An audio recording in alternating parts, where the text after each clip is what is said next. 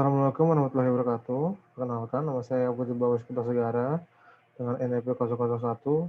Pada kesempatan kali ini, saya akan mereview materi tentang kuliah tamu dari judul dengan Project Management Anti Patterns. Nah, pada kesempatan kali ini saya akan membahas secara singkat atau meresum Project Management Anti Patterns. Nah,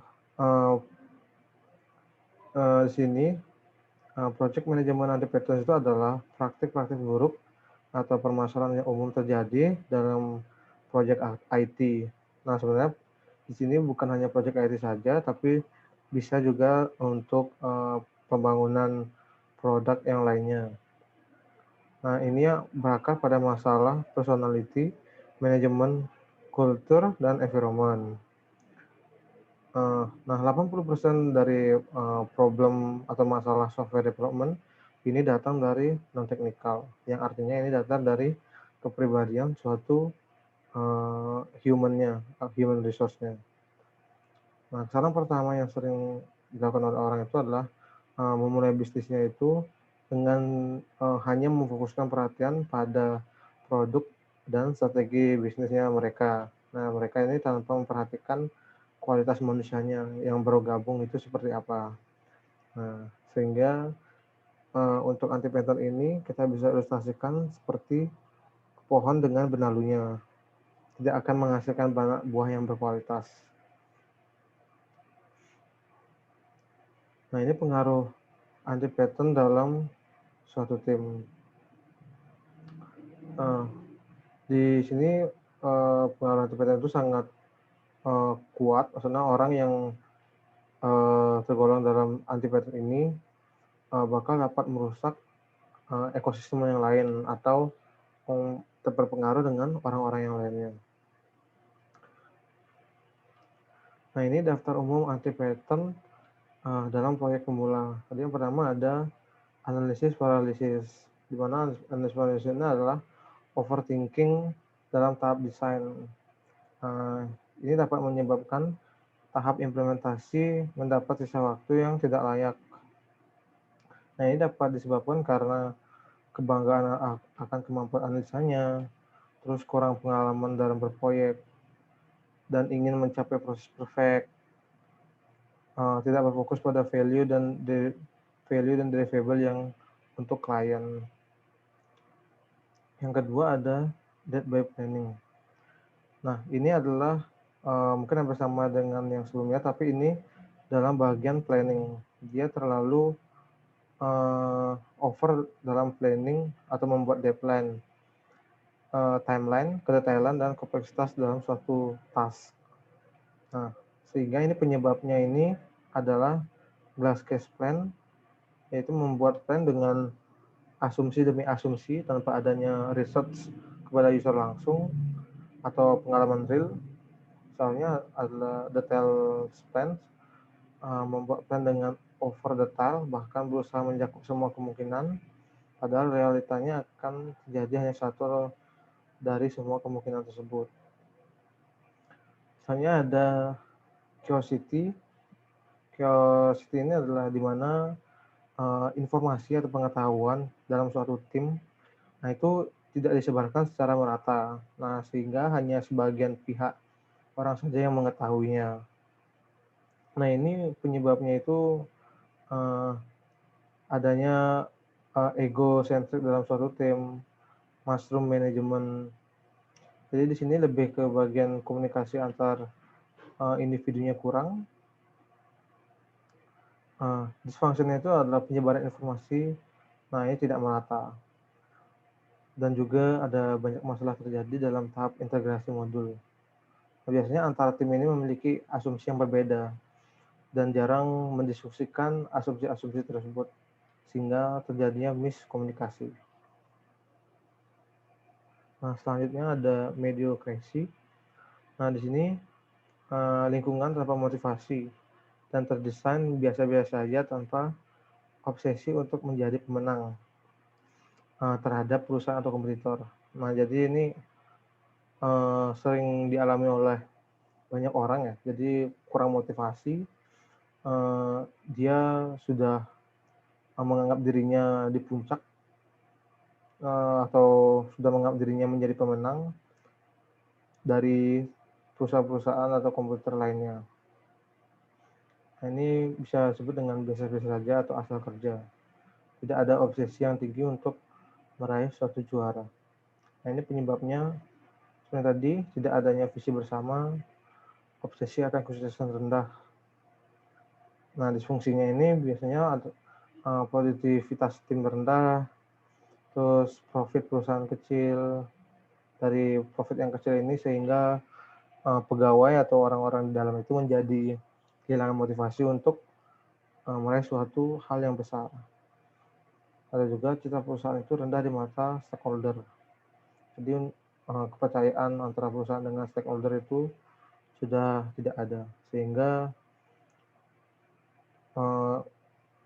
stakeholder itu tidak mempercayai lagi suatu perusahaan. Karena di suatu perusahaan itu, citra perusahaan itu sangat berharga bagi suatu perusahaan. Intellectual violence. Nah, ini membangun konflik verbal kepada kolega dalam tim dengan menggunakan pengetahuan atau istilah expert dengan tujuan intimidasi. Nah, jadi jika seseorang yang sudah senior dengan yang pemula itu, nah si senior ini melakukan menggunakan istilah-istilah yang expert dalam tanda kutip itu kepada juniornya, itu hanya untuk pamer saja, pamer pengetahuan. Nah, ini tidak boleh dilakukan. Itu penyebabnya itu bisa dari karakternya itu sendiri, terus kebanggaan intelektual, superioritas, dendam terhadap personalnya, narsis akan kebutuhan dan pengakuan yang berlebih. Nah, itu dapat terjadi di suatu perusahaan. Nah, terus ada konkop. Nah, di konkop ini ada beberapa. Nah, ini seseorang yang sulit diatur, sulit diajak kerjasama, sulit diajak berkembang, dan sebagainya. Ini memberikan pengaruh buruk atau kultur dan environment kepada tim. Nah, ini mereka ini akan menjadi dikarenakan ada motif tertentu, sehingga itu membuat keputusan dalam tim bukan atas dasar best practice, namun motif atau kepentingan individu. Nah, ini ada beberapa: change preventer, egocentric, money hunter, dan loyalty. Nah, mulai dari change preventer itu yang pertama ada anakronis. Anakronis itu adalah tipe konkop yang menolak perubahan dan inovasi karena tidak memiliki dasar pengetahuan maupun detail dari inovasi tersebut. Nah, ini biasanya disebabkan karena rendahnya antusias. Jadi karena dia sudah merasa cukup, terus ada kurangnya mental adaptif, tidak ingin menerima perubahan, masih bergerak di zona zaman saja. Nah, ini. Nah, solusinya itu bisa dengan cara edukasi mental, lebih tepatnya itu ke arah human capital. Nah, yang kedua ada tweet, yaitu Threat Word Information Trouble. Nah, ini tipe konkop dengan latar belakang kehidupan di dunia ketiga. Nah, sehingga itu cenderung khawatir dengan tantangan perubahan dan inovasi. Nah, ini biasanya disebabkan karena kurangnya wawasan, terus mental inferior, tidak dapat pandangan visioner. Jadi dia terlalu khawatir atau akan tantangan pada perubahan suatu inovasi. Nah, ini solusinya itu bisa menggunakan membangun confidence, kenyamanan dalam diri sendiri, memberikan pendampingan secara emosional maupun pengolahan stres. Selain itu juga ada membangun kedekatan secara personalnya. Jadi orang ini kita ajak bicara, deep talking gitu, untuk membangun kedekatan secara personal. Nah, saatnya ada teknologi bigot. Ini tipe konkop yang menolak perubahan dan inovasi. Nah, khususnya ini dalam teknologi. Nah, ini dikarenakan adanya kedekatan dengan salah satu kelompok teknologi tertentu. Nah, misalnya ini disebabkan dengan kesepakatan hanya dengan teknologi tertentu. Nah itu penyebab yang lainnya bisa terpengaruh efek marketing. Seperti dulu ini ada contoh Nokia sama Apple. Sampai sekarang kan Apple masih meroket, nah Nokia sudah hilang. Karena suatu perusahaan itu sangat tidak atau menolak perubahan atau inovasi teknologi.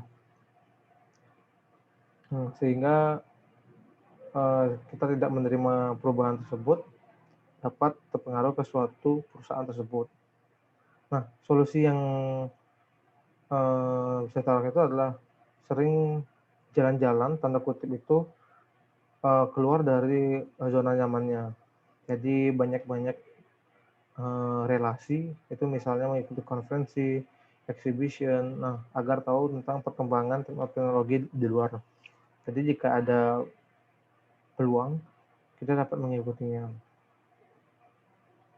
Selanjutnya ada sidelining, tipe konop yang cenderung meminimalisir tugas yang diberikan, baik secara kuantitas maupun kualitas.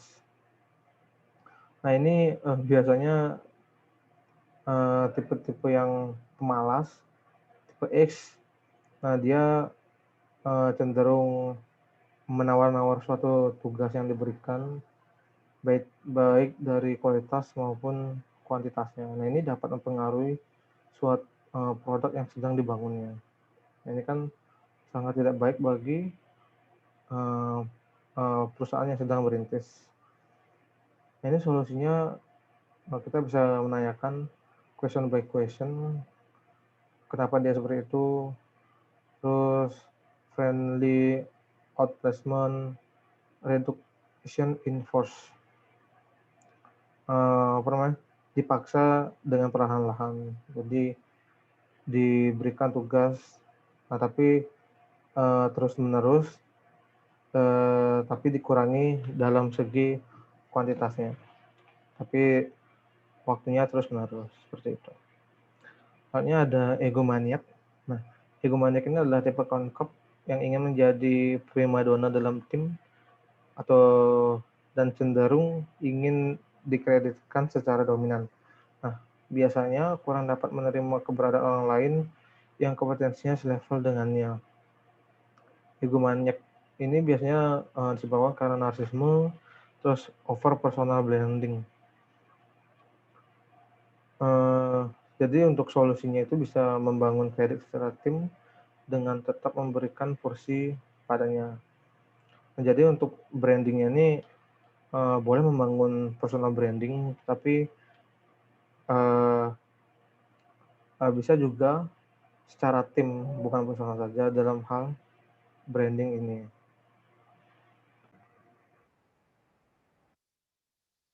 Nah, solusi lain itu bisa dengan menjadikan dia pemimpin agar ia mulai belajar empati. Sebenarnya ini masih 50-50, tergantung dia mau belajar empati atau tidak.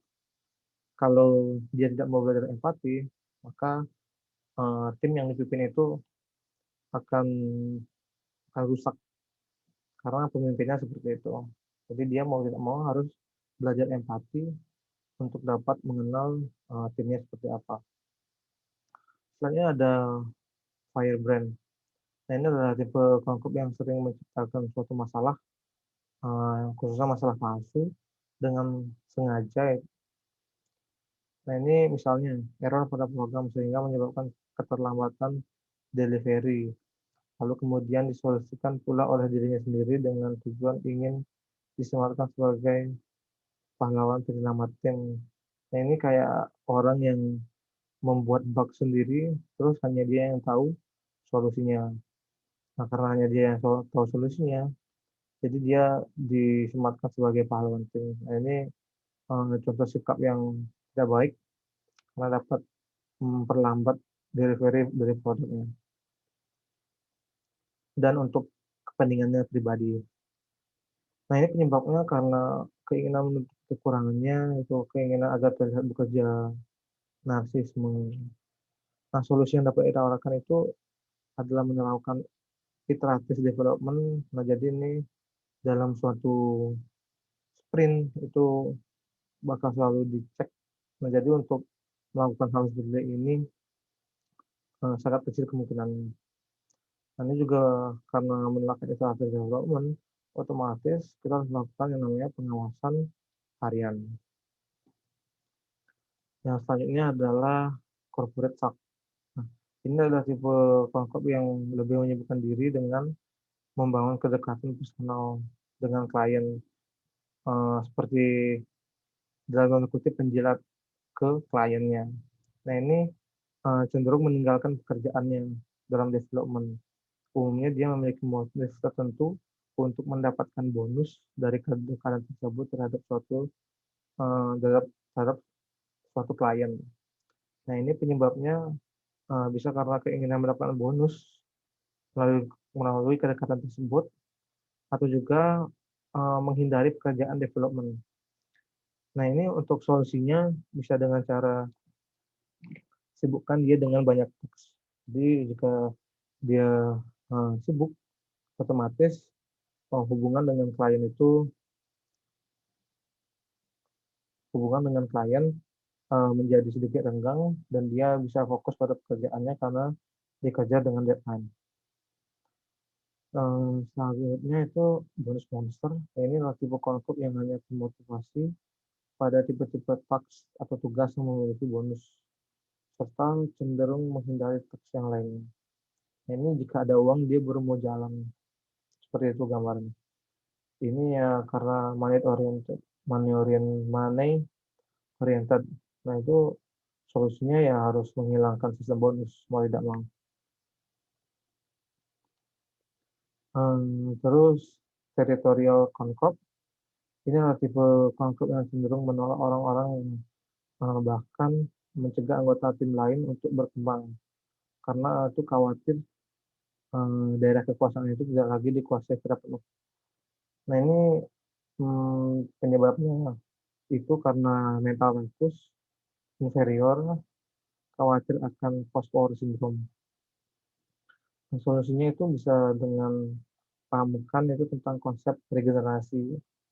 Nah, jika tidak ada regenerasi kan tidak ada yang melanjutkan perusahaan tersebut ke dia saja, dan perusahaan juga tidak akan berkembang dengan eh, ide-ide dari orang-orang itu saja. Dan itu juga bisa memberikan target self acquisition yang baru. Selanjutnya ada loose cannon.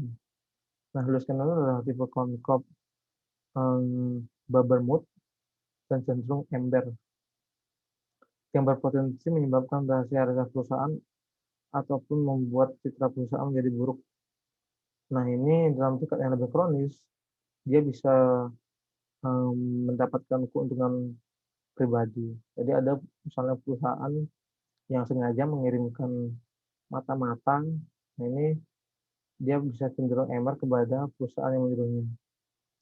Dan juga untuk HRD untuk selalu waspada terhadap orang-orang yang dengan tulus canon.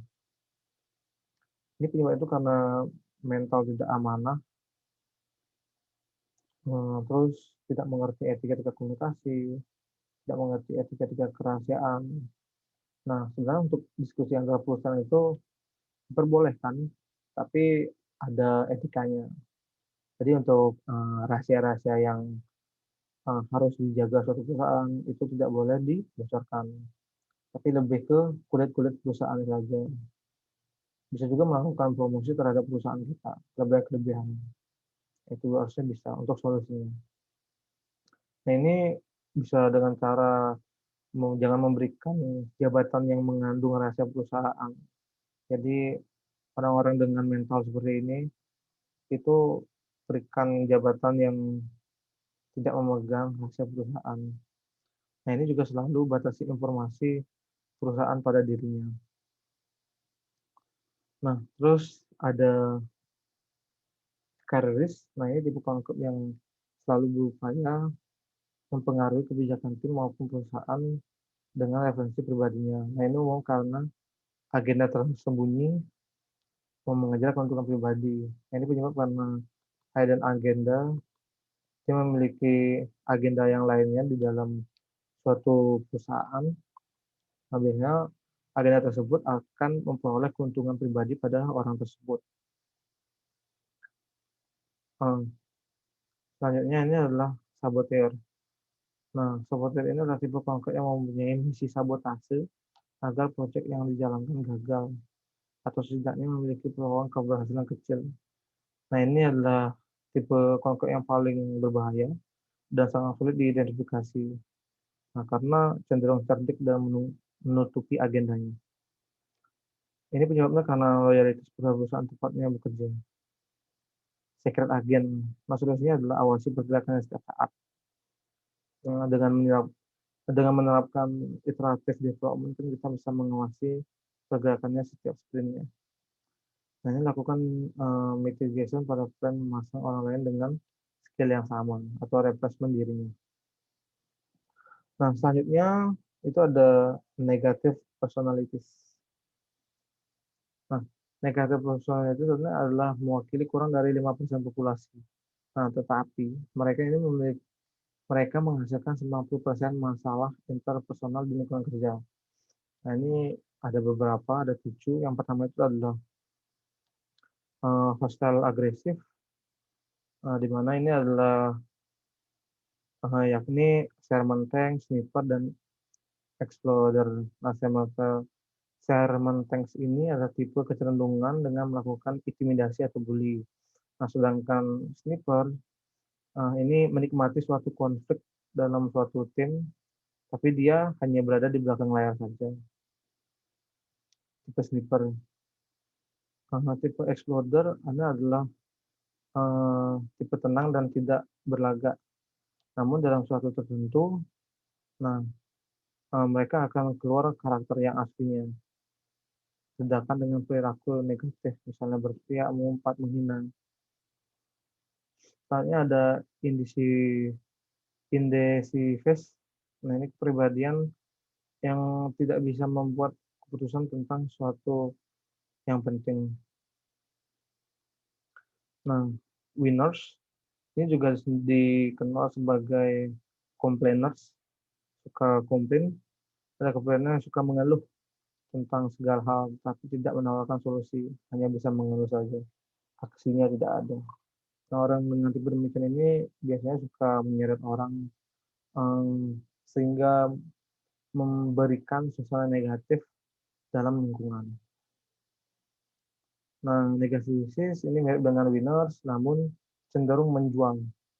Menjual ini adalah kesulitan yang ia hadapi agar orang berempati padanya, mentoleran kesalahannya. Para orang melas seperti itu. Negativis.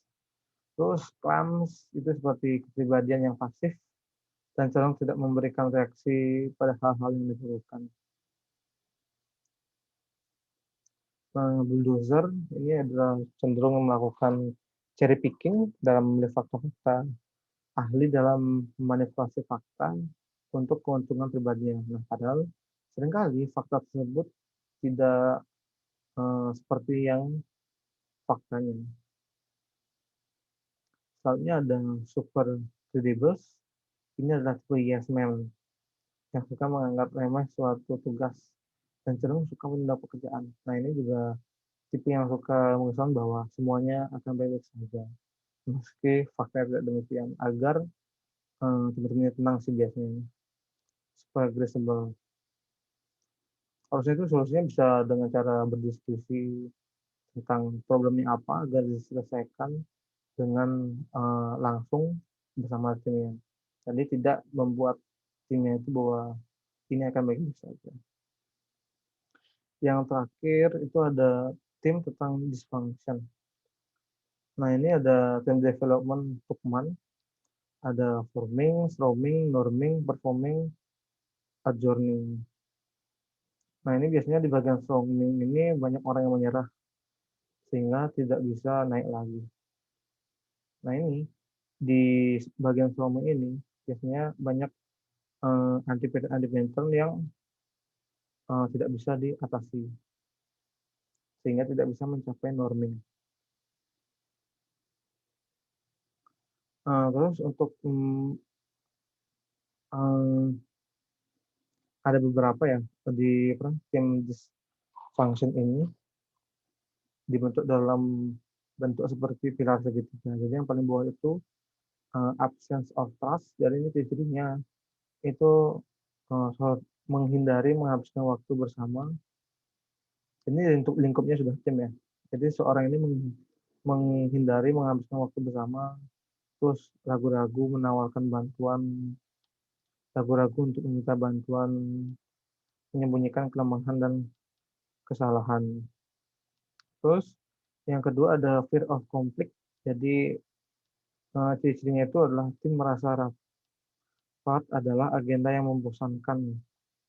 Nah, terus mengabaikan dan menghindari topik konvensional, meskipun itu penting untuk perusahaan tim, tapi dia mengabaikan.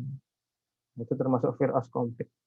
Gagal memanfaatkan semua pendapat dan perspektif anggota tim, tidak apa, tidak open minded terhadap suatu pendapat dan perspektif dari anggota tim yang lain.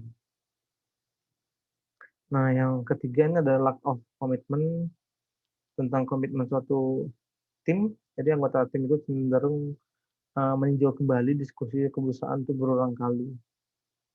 Jadi apa yang sudah disepakati itu dibahas kembali di rapat selanjutnya karena anggota tim itu masih ragu dengan keputusan tersebut. Saling curiga antar tim, tidak adanya kepercayaan, naruh apa namanya, tumbuh rasanya kurang percaya diri dan takut gagal.